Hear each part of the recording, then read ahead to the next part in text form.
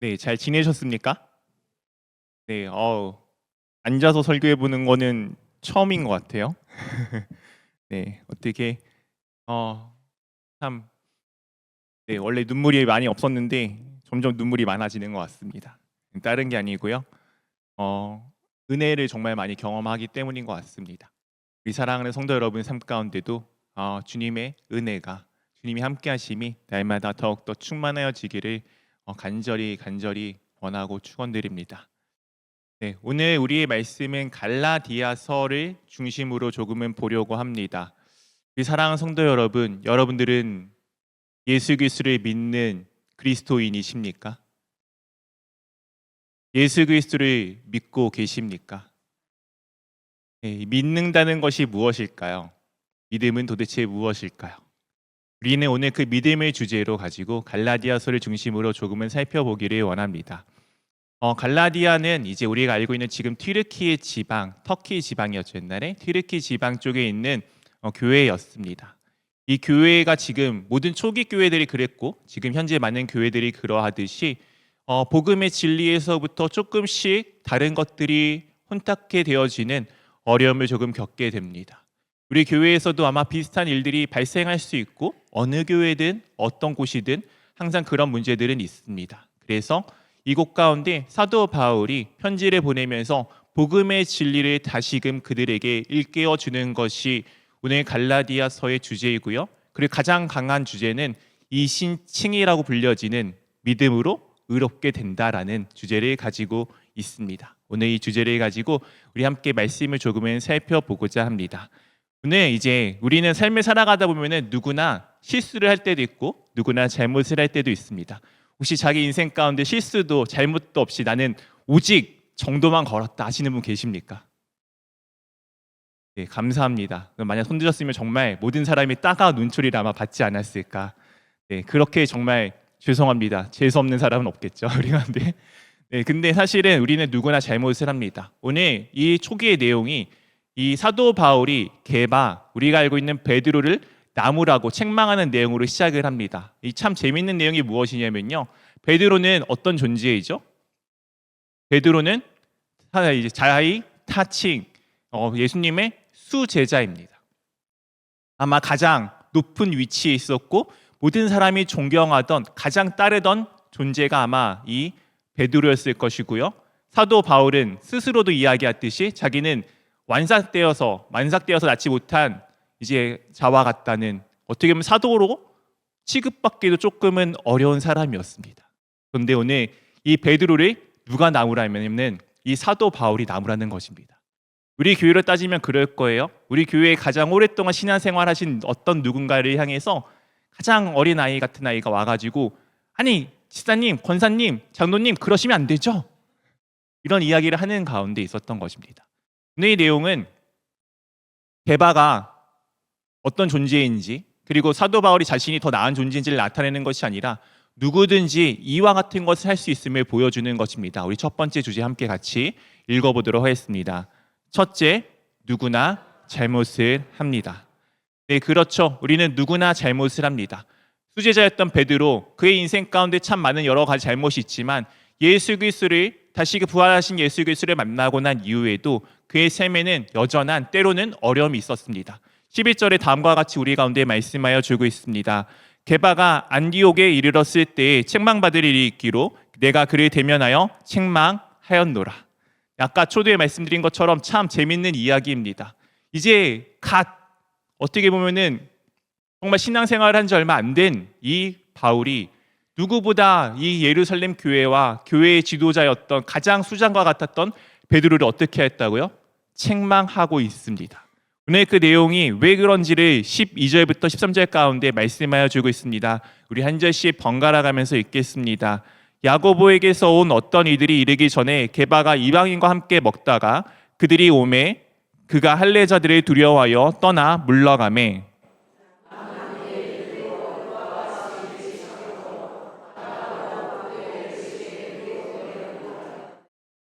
오늘 이제 야고보에게서 어떤 사람이 왔다고 이야기를 하고 있습니다. 이 야고보는 예루살렘 교회의 수장과 같았던 사람입니다. 즉 예루살렘 교회에서 어떤 이들이 왔는데 그 어떤 이들이 정체가 뒤에 보면은 할례자들이라고 등장을 하게 됩니다. 이 할례자들은 당시 어떤 사람들이었냐? 유대인들이었는데 유대인들이 다음과 같은 것을 하게 되는 것입니다. 이제 복음이 이방 땅 가운데 많이 전해지고 있었어요. 이 복음이 이방 땅 가운데 정해지는데 계속 이 할례자들은 자신들이 여지껏 해왔던 율법과 그리고 그 모든 것들을 이방인들도 지킬 것을 강요하면서 이것이 있어야지 너희가 구원받은 백성이고 이것을 너희가 지켜야지 너희가 하나님 앞에 살아가는 삶이라는 것을 강조하던 사람들입니다. 그 율법의 대표적인 것을 할례로 표현하여 주고 있습니다. 우리 사랑하는 성도 여러분, 여러분들은 유대인들이십니까? 우리 중에 있는 유대인이 아무도 없죠. 오늘 이들의 논리로 따지면은 우리는 모두 다 구원을 받지 못하는 사람들입니다. 이 사랑하는 성도 여러분, 여러분들 아침마다 하나님 앞에 번제를 드리십니까? 아침마다 여러분들은 하나님께 무언가 그 율법대로 정해진 것들을 지키시고 계십니까? 원래 안식일은 언제이죠? 오늘인가요? 네, 토요일이 맞습니다. 여러분들은 왜 주일을 지키고 계십니까? 이들에 따르면은 여러분들 모두는 우리 모두는 저를 포함한 우리 모두는 구원을 받지 못하는 존재입니다. 이들은 그런 것들을 따지던 사람들이에요. 오늘 이 베드로가 지금 무엇을 하고 있었다고 말씀하고 있죠? 이방인들과 함께 먹고 있었습니다. 이방인과 함께 먹고 있었다는 것은 그냥 일회성이 아니라 과거부터 지금까지 계속해서 이루어지고 있는 모습을 우리 가운데 보여주고 있습니다. 우리 성경을 통해서 알 수 있는 것이 한 가지가 있습니다. 가장 먼저 이방인에게 복음을 전한 사도는 누구인지 혹시 아십니까? 알고 계신 거죠? 네, 우리가 알고 있다시피 그 사람은 놀랍게도 베드로입니다. 이 사도행전 10장에 따르면 고넬료에게 이 로마의 백부장이었던 고넬료에게 하나님의 복음을 전하고서 그곳 가운데 성령의 임함을 통함을 보고서 이방인에게도 하나님의 예수 그리스도의 복음이 전하여 지는구나를 가장 먼저 알고 가장 먼저 보고했던 사람이 이 베드로였습니다. 즉 복음에 있어서 진짜 중요한 것은 무엇입니까? 내가 어떤 사람, 어떤 존재, 내가 어떤 삶을 살았느냐도 중요하지만 더 귀한 것은 예수 그리스도를 믿느냐 그렇지 않느냐를 베드로가 직접 눈으로 보고 삶에서 경험하였던 것이 이 베드로가 경험하였던 것이고 지금도 그 복음의 진리를 따라 오늘 이방인들과 함께 먹는 것을 계속하고 있었습니다. 그런데 오늘 지금 어떤 일들이 벌어지게 되죠? 예루살렘 교회에서 이 율법을 가지고 율법에 맞는지 틀린지를 따지는 존재들이 오자 그들이 어떻게 했죠? 베드로가 두려워하여 지금 이방인들과 함께 먹는 자리에서 일어나서 숟가락을 들고 옆에 상으로 옮긴 겁니다. 그러자 그와 함께하는 남은 유대인들도 옮기고 당시에 이 안디옥 교회에 수장과도 같았던 담임 목사와도 같았던 바나바도 지금 그 자리를 옮겨버리게 됩니다. 베드로가 복음의 진리를 몰랐던 것 아닙니다. 알고 있고 믿고 있었습니다. 그런데 어느 순간 그의 시선이 어디를 향하게 되었습니까? 하나님이 아니라 복음의 진리가 아니라 사람들, 어떤 이들을 향하게 되자 그 마음 가운데 두려움이 발생하게 되었습니다. 그래서 그는 그 복음의 진리를 알고 있고 믿고 있었는데 어느 순간 그것을 저버리고 그 헛된 것을 쫓아 다시 가는 삶이 되어지게 되었습니다. 우리는 누구나 이와 같은 일들이 벌어지게 됩니다. 오늘 베드로는 기독교의 가장 귀한 수장과도 같았던 존재였습니다. 그가 움직이자 유대인들도 그리고 심지어 안디옥 교회의 담임 목회자와 같았던 바나바도 그 일에 함께 동참하는 외식, 가면을 쓰고 연기하는 일을 벌이게 됩니다. 여기서 우리는 한 가지를 조금 기억하며 나갔으면 좋겠습니다. 누구든지 잘못은 합니다. 누구든지 실수할 수 있습니다. 그것을 인정하는 것이 우리 기독교인들의 가장 첫 번째 자세 중에 하나입니다. 주의할 것은 오늘 이 베드로가 어떤 위치였죠? 누구보다 존귀한 위치에 있었습니다. 우리 사랑하는 성도 여러분, 중직일수록 여러분의 행동에 조금은 주의를 하시기를 부탁드립니다. 오늘 베드로가 아니라 만약 바울이 자리를 옮겼다면은 다른 유대인들과 바나바가 이렇게 함께 옮겼을까요? 그렇지 않겠죠. 베드로라는 어떻게 보면 수장과도 같은 존재가 이와 같은 외식을 하자 수많은 전제들에게 영향을 미쳤습니다. 여러분들이 신앙생활을 더 오래 하셨습니까? 여러분들이 중직이십니까? 여러분들이 복음의 진리 앞에 더욱더 엎드려지시기를 간곡히 부탁드립니다. 그렇지 아니하면은 여러분의 한 걸음이 여러분의 걸음뿐만 아니라 이 교회를 아니면 수많은 사람들을 넘어뜨리게 만들게 됩니다. 중직일수록 더욱더 우리는 정말 주님 앞에 살아가야 되는 사람들이 필요합니다. 오늘 이 외식한 것에 대해서 왜 난무랐는지 지금 14절에 다음과 같이 말씀하여 주고 있습니다. 이 14절 말씀 한번 같이 읽어보도록 하겠습니다.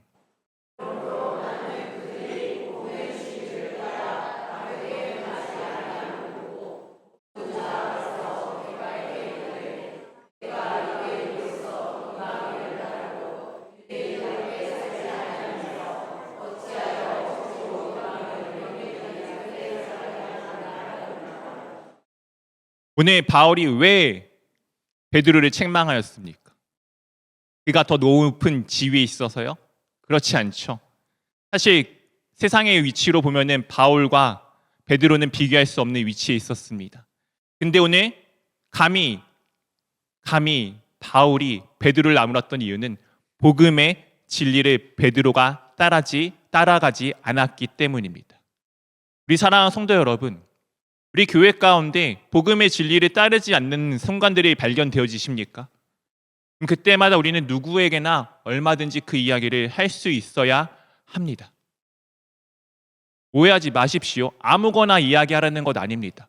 복음의 진리를 따르지 않는 경우 누구든지 그 상황을 보면은 그들에게 그 이야기를 해줄 줄 알아야 합니다. 왜냐하면은 복음의 진리를 따르지 않는 것은 무엇입니까? 사망의 길로 가는 거예요. 죽음의 길로 가는 것입니다. 우리 사랑하는 성도 여러분, 여러분 주변에 있는 누군가 사랑하는 이가 지금 낭떠러지로 가는 길로 걸어간다고 해보십시오. 여러분들은 그들이 손 놓고 가만히 보고 계시겠습니까? 정말 사랑한다면은 어떻게든 우리 부모님들 자식 새끼들 잘못되면은 죄송합니다. 비싸대기를 때려서라도 바른 길로 인도하지 아니하십니까?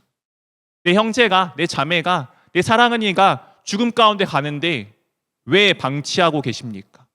복음의 진리를 떠난다는 것은 죽음 가운데 가는 길입니다. 오늘 그 길을 걷고 있는 베드로를 향해서 지금 바울이 책망한 것은 그가 나은 사람이야, 너가 잘못됐어, 내가 조금 더 좋은 사람이야를 나타나기 위함이 아니라 베드로를 사랑하는 그의 마음이 있었기 때문입니다. 교회를 사랑하는 주님의 마음이 바울 가운데 있었기 때문입니다. 우리 교회도 이런 교회가 되기를 원합니다. 그렇다면 베드로는 바울을 싫어했을까요? 한번 상상해 보십시오. 우리 안수사님들 혹시 지나가는 어린아이가 뭐라고 하신다면 기분 좋게 들으시겠습니까? 저는 잘 모르겠습니다. 저보다 약하고 어린 사람이 저한테 무언가 지적하면 잘 견디기 힘들 것 같습니다. 근데 베드로는 정말 나은 사람인 것 같아요. 왜냐하면 그가 베드로후서 3장 15절에 바울의 다음과 같이 표현하여 주고 있습니다. 또 우리 주의 오래 참으심이 구원된 줄로 여기라. 우리가 사랑하는 형제 바울도 이때 이 사건이 앙금이 있는 것이 아닙니다.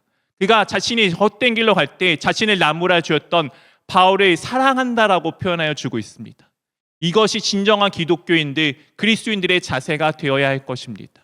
누구나 잘못을 합니다. 누구나 실수합니다. 그 실수를 누군가가 정말 복음의 진리에서 벗어나 죽음의 사망의 길로 갈 때 누군가가 나에게 이야기해 준다면은 그때 우리는 어떻게 해야 합니까? 야, 이 사람이 나한테 이렇게 얘기를 해? 이 사람이 나한테 감히 이렇게 얘기할 수가 있어? 가 아니고 주님께서 나를 살리셨구나. 저 사람을 통해서 죽음의 길로 가는 나를 주님께서 살리셨구나를 기억하며 감사하는 시간들이 될 수 있기를 원합니다. 오늘 복음의 진리 앞에 흐트러졌을 때 책망을 받고 고치고 인정하는 사람이 진정으로 큰 사람임을 다시 한번 나가기를 원합니다. 오늘 그렇다면 지금 계속 말씀드리고 있는 이 복음의 진리는 무엇인지 우리 한번 둘째 같이 읽어보도록 하겠습니다. 둘째, 무엇이 복음의 진리일까? 우리 사랑하는 성도 여러분, 복음의 진리는 무엇이라고 생각하십니까? 진리는 무엇입니까? 진리는 언제나 변함이 없는 것입니다. 우리 사랑하는 성도 여러분, 여러분들은 그리스도인이시죠? 아니신가요? 네, 여러분들 그리스도인 맞습니까? 네, 이 그리스도인이 되기 위해서 여러분들은 예배를 드리십니까? 아니면 그리스도인이시기 때문에 예배를 드리십니까? 다시 한번 묻겠습니다. 여러분들은 그리스도인이 되기 위해 기도하십니까? 아니면 그리스도인이기에 기도하십니까? 네, 뭐라고 말씀하시는데 잘 못 듣겠어요. 네, 전자일 수도 있고 후자일 수 있습니다. 우리 한번 이 질문을 가지고 답을 조금 찾아 나가도록 하겠습니다. 16절에 다음과 같이 우리 가운데 말씀하여 주고 있습니다.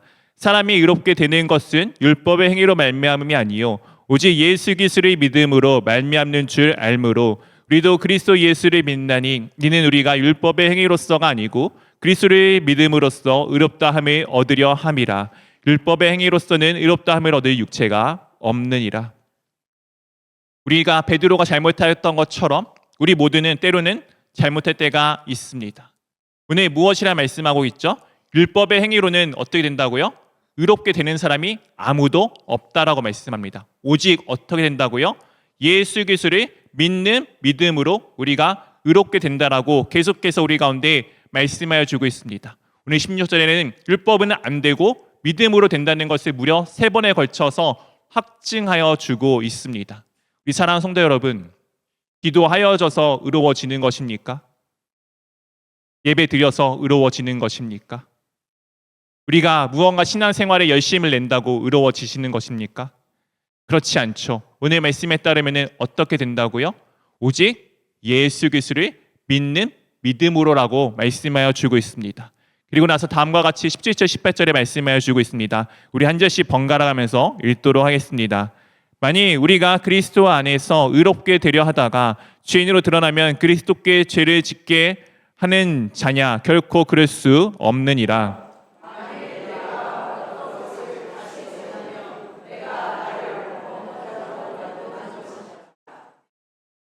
오늘 말씀을 보게 되면은 우리가 삶을 살아가다 보면은 잘못할 때가 있잖아요. 여러분들 그리스도인 맞으시죠? 그리스도인 우리도 분명히 죄를 지을 때가 있습니다.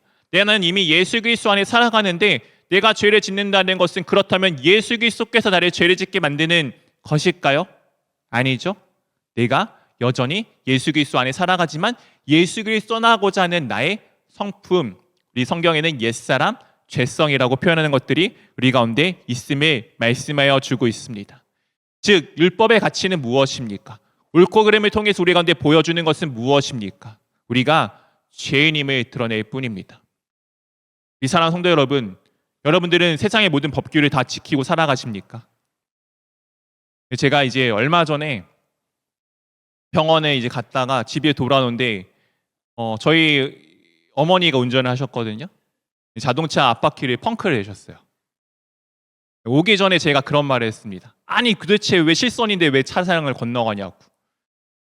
뭐라 했던 기억이 있습니다. 교통법규를 안 지켰다고 뭐라고 하였는데 저희 그 불만과 그 뭔가 섞여 나온 것이 차량 타이어 터지면서 모든 것이 딱 끝났던 순간이 있거든요. 그러면서 그때 한 기억이 떠올랐습니다. 저희 아들이 맨날 하는 얘기가 있죠. 우리 아빠는요 제주도에서 빨간불 때 신호 건너갔어요. 괜찮아요. 전도사님 때였어요. 그쵸? 저도 교통법규 잘 알고 잘 지키려고 하는데 뜻하지 않게 때로는 알면서도 어길 때가 있습니다.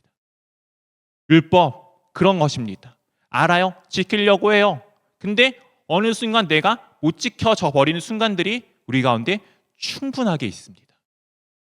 때로는 알면서도 어기는 것들이 우리 가운데 있죠. 즉 율법은 무엇입니까? 우리가 얼마나 의로운가를 보여주는 것이 아니라 우리는 누구나 넘어지고 실수하고 죄인일 수밖에 없음을 드러내어 주는 것입니다. 로마 3장 20절에 다음과 같이 말씀해 주고 있습니다. 그러므로 율법의 행위로 그의 앞에 의롭다 하심을 얻을 육체가 없나니 율법으로는 죄를 깨달음이니라. 율법으로는 죄를 깨달음이니라. 하나님 말씀 앞에 나를 비춰보십시오. 우리 모두 다 하나님 앞에 온전하지 못하다는 존재임을 밝히 보여줄 수밖에 없습니다. 예수께서 19절 20절에 이렇게 말씀하여 주고 있습니다. 우리 한번 한 절씩 번갈아 가면서 읽도록 하겠습니다. 내가 율법으로 말미암아 율법에 대하여 죽었나니 이는 하나님에 대하여 살려 함이라.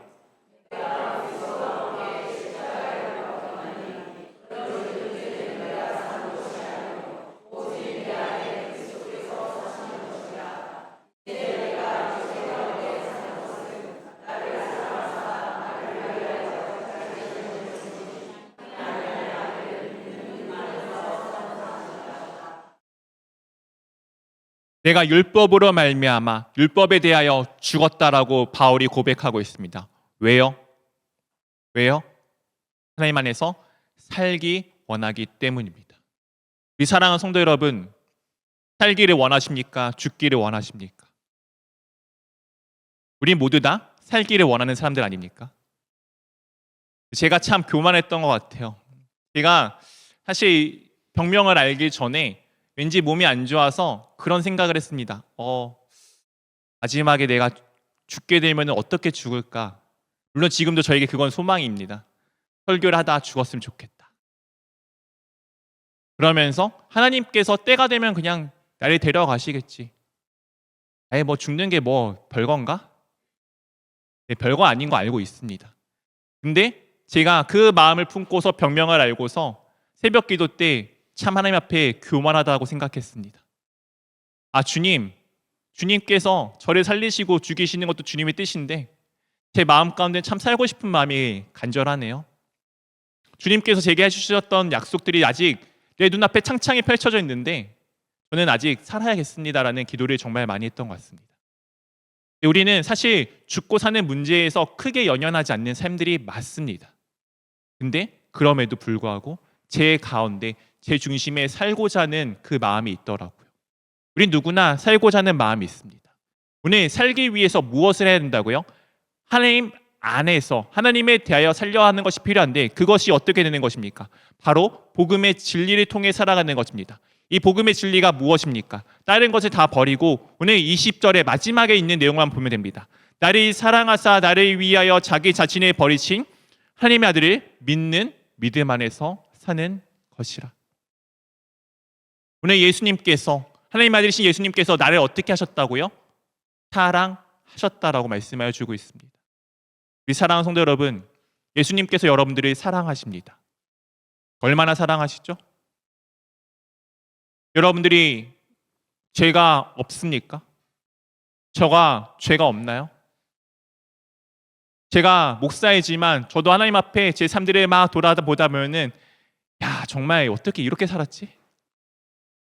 제가 왜 요즘 눈물이 많은지 아십니까? 그런 저를 사랑하신 예수님의 사랑을 알기 때문입니다. 제가 누구보다 바르게 산 것도 아니고 누구보다 하나님 앞에 정말 온전하게 산 것도 아닌데 주님이 나를 사랑하심이 너무나도 절절하게 느껴지기 때문에 주님이 나를 사랑하심이 내 삶 가운데 너무나도 철저하게 박혀있기 때문에 매일같이 눈물을 흘리는 것입니다. 여러분들을 주님이 너무나도 사랑하셨어요. 그래서 어찌 하셨습니까? 자신의 목숨을 내어주셨습니다. 자기 자신을 버리셨습니다. 우리는 어떻게 살아가는 것입니까? 그 자기 자신을 버리신 하나님을 믿는 믿음 안에서 사는 것입니다.